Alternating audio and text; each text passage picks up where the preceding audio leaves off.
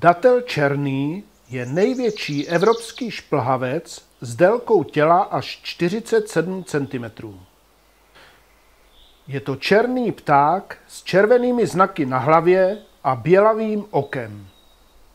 Červené znaky určují pohlaví každého jedince.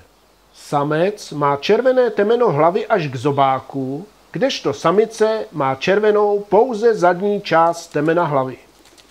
Mohutné a silné drápy s 2 prsty směřujícími dozadu jsou ke šplhání po stromech jako stvořené. Pevná ocasní pera pak slouží jako opora při šplhání.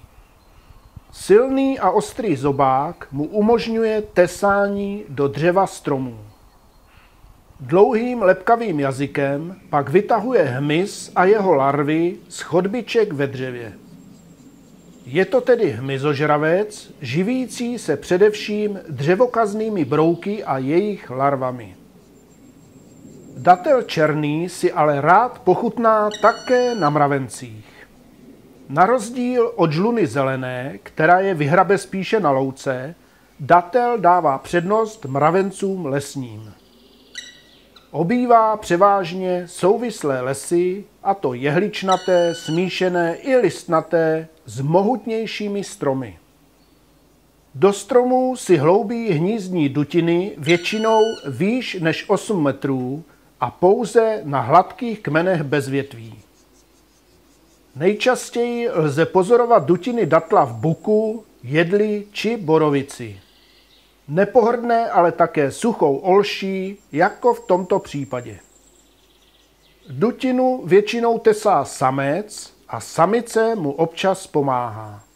Hnízdní dutina bývá využívána i několik let po sobě.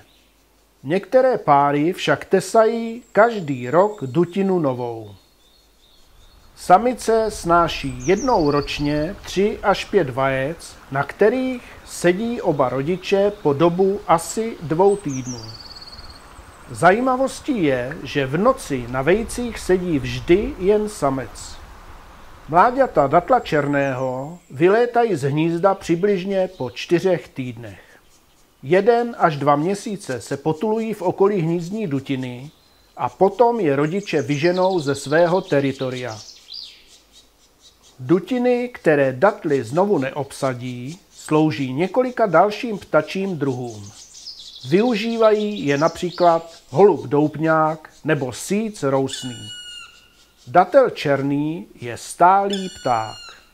Obývá Evropu mimo Britských ostrovů a Pyrenejského poloostrova, Asii až po Kamčatku a severní Japonsko.